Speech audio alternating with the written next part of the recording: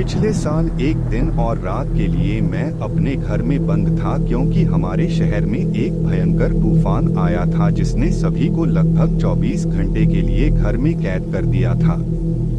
घरों और सड़कों में बाढ़ आ गई थी और खबरों में खिड़कियों को नुकसान पहुंचाने और घरों की छतों के पैनल उड़ने की रिपोर्टें भी थीं।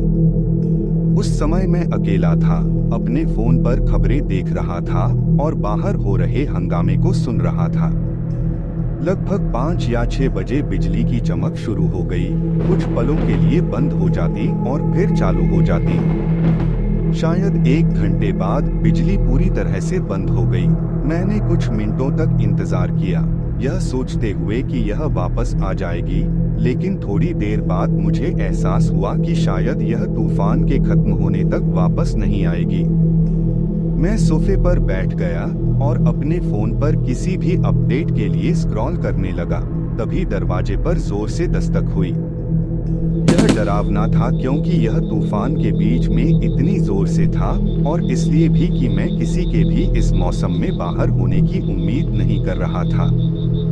मैं 1 मिनट के लिए वहीं रहा, यह सोचते हुए कि देखूं भी या नहीं, लेकिन फिर मेरे दिमाग में यह विचार आया कि शायद यह एक पड़ोसी है जिसे मदद की जरूरत है या पूछ रहा है कि मेरी बिजली भी चली गई है या नहीं। यह अभी भी बाहर किसी के लिए अजीब था, लेकिन मैं दरवाजे पर गया और झरोखे से देखा, वहां कोई नहीं था। शायद मैंने जांच करने में बहुत देर कर दी थी, लेकिन बाहर देखते हुए मुझे एक अनजानी भावना ने घेर लिया। मैं वापस लिविंग रूम में गया और एक खिड़की खोली जिससे बाहर से न्यूनतम रोशनी अंदर आ सके। मेरे पास अपने फोन को चार्ज करने का कोई तरीका नहीं था और मेरे पास एक टॉर्च भी नहीं थी, इसलिए मैं बस वहीं बैठ गया और खिड़की के बाहर देखता रहा। अचानक मुझे बाहर एक आवाज सुनाई दी।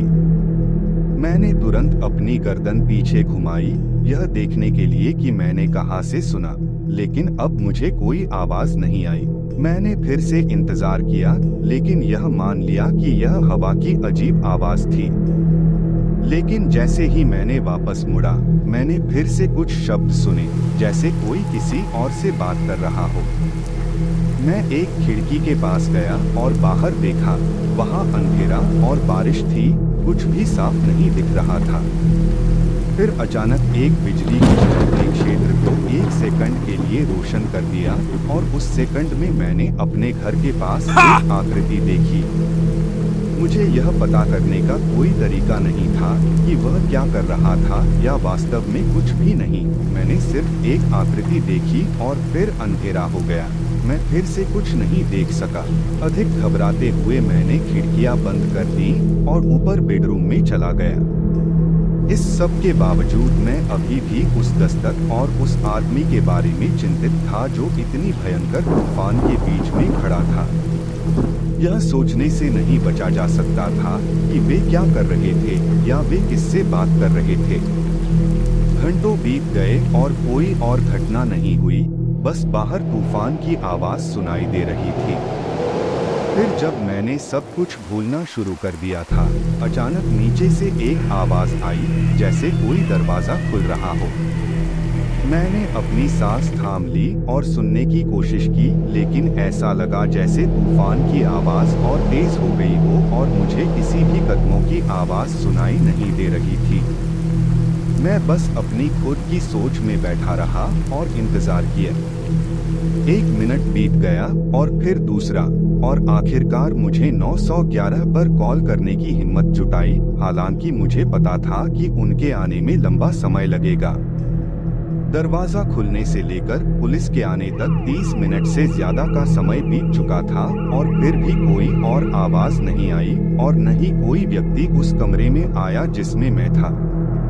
पुलिस को सिर्फ एक खुला दरवाजा और घर के अंदर गीले जूतों के निशान मिले। घर में प्रवेश करने के बाद किसी भी इरादे का कोई संकेत नहीं मिला। ऐसा लग रहा था जैसे वे अंदर आए, 1 मिनट के लिए इधर-उधर देखा और फिर चले गए।